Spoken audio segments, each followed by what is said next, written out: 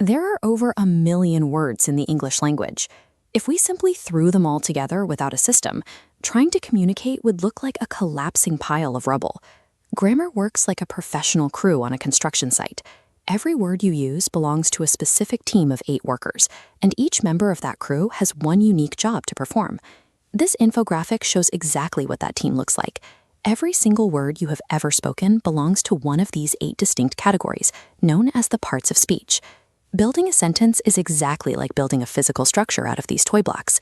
You need the right tools and the right materials placed in the correct order to make the structure stand up. Once you know the specific job of each of these 8 tools, you hold the blueprint. You can build, decode, or repair any sentence in the world. Let's start from the ground up. The noun is the heavy foundation brick of your sentence.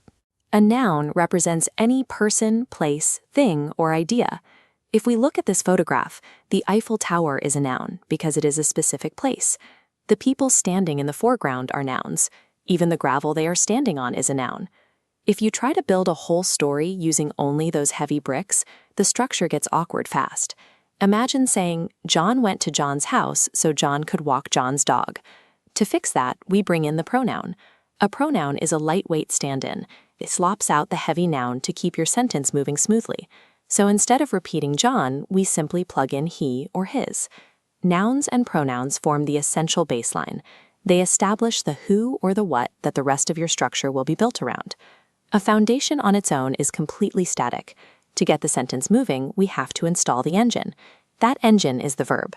Verbs provide the action and reality to the sentence. Look at the energy in this photo. The player flips over his opponent. He jumps. They play. These actions are the verbs that provide the engine for the sentence. Once you have an engine running, you often need to explain the specific way it is running. Is it running smoothly? Erratically? For that, we use the adverb. Think of the adverb as the mechanics tool. It tweaks, modifies, or changes the speed and intensity of your verb engine. Look at this diagram.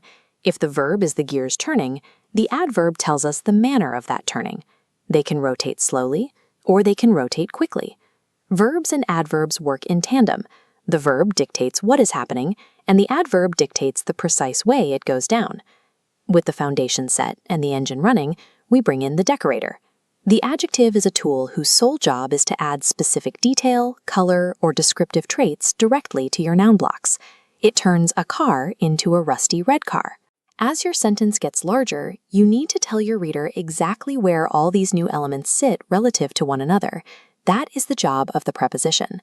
This diagram illustrates how prepositions establish relationships in space and time. A shape can sit over the box, under the box, or inside the box. Eventually, you will want to build larger, multi-part structures by joining entirely separate ideas together. To do this without the structure falling apart, you apply the conjunction. A conjunction acts as the industrial glue or the structural piping. It connects 2 or more different words, short phrases, or even entire finished thoughts. Common examples include words like and, but, and or. Combining adjectives, prepositions, and conjunctions allows you to expand a basic phrase into a detailed sentence that tells a complete story. There is one final tool left in the box, the interjection.